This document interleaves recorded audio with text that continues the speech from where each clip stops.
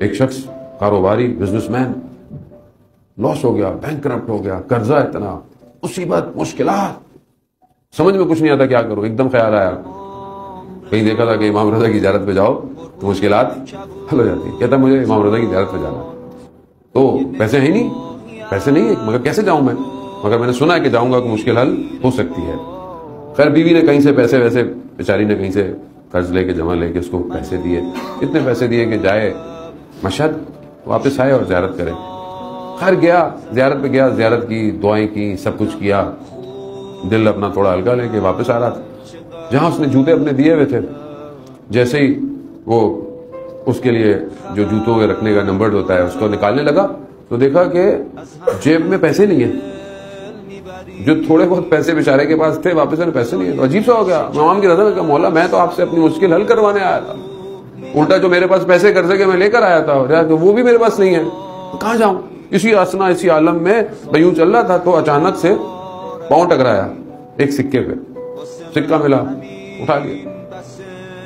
جوتے لے کے پریشان ہے، کہاں جائے؟ اب کچھ سمجھ میں نہیں آ رہا، کیونکہ خوب شریف النفس آدمی ہے، یہ نہیں کہ کسی سے پیسے مانگ لے کہ بھائی میں یوں ہوں، کیونکہ پروفیشنل نہیں ہے.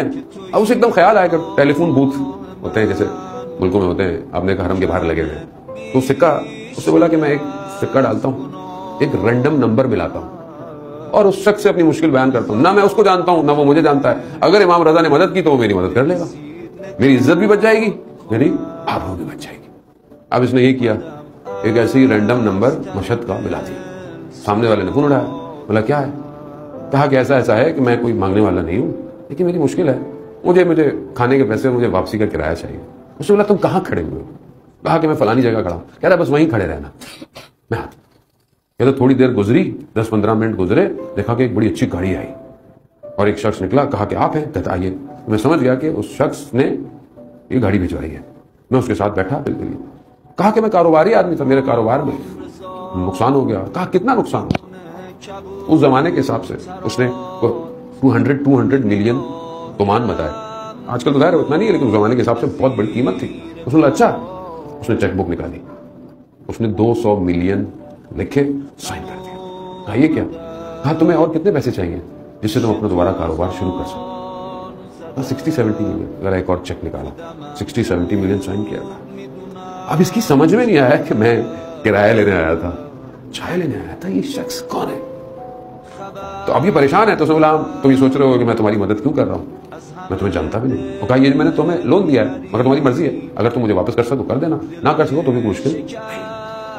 کہا کہ ماجرا کیا ہے؟ کہا وہ دیکھا جو تمہیں چائے دینے آیا تھا. کہا میرا بیٹا ہے، جوان اکلوتا. کہا میں کوئی بہت مذہبی آدمی نہیں تھا، مشہد میں رہنے والا تھا، کاروباری تھا، لیکن میں ایسا نہیں تھا کہ میں حرم ہر وقت جایا کرتا. لیکن میرے بیٹے کو کینسر ہو گیا، میں نے اس کو بہت علاج کے لیے ادھر ادھر ہر جگہ، ڈاکٹروں نے کہا کہ اس کا علاج یہاں نہیں ہو سکتا، اس کو لندن لے جاؤ.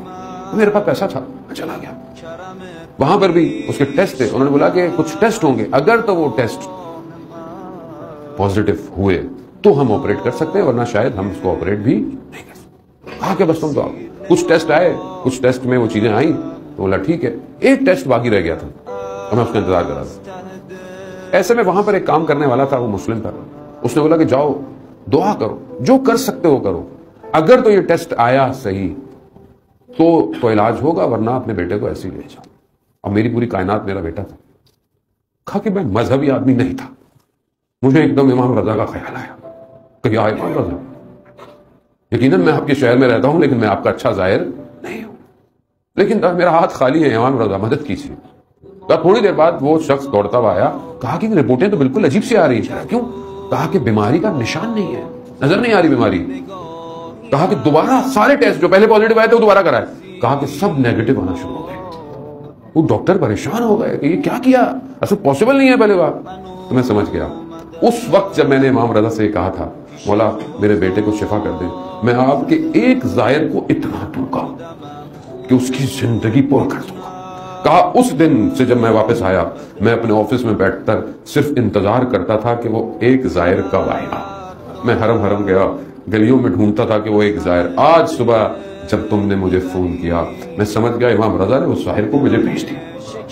کہا میں نے کچھ نہیں کیا. میں نے اس دن کا وعدہ پورا کیا امام رضا سے.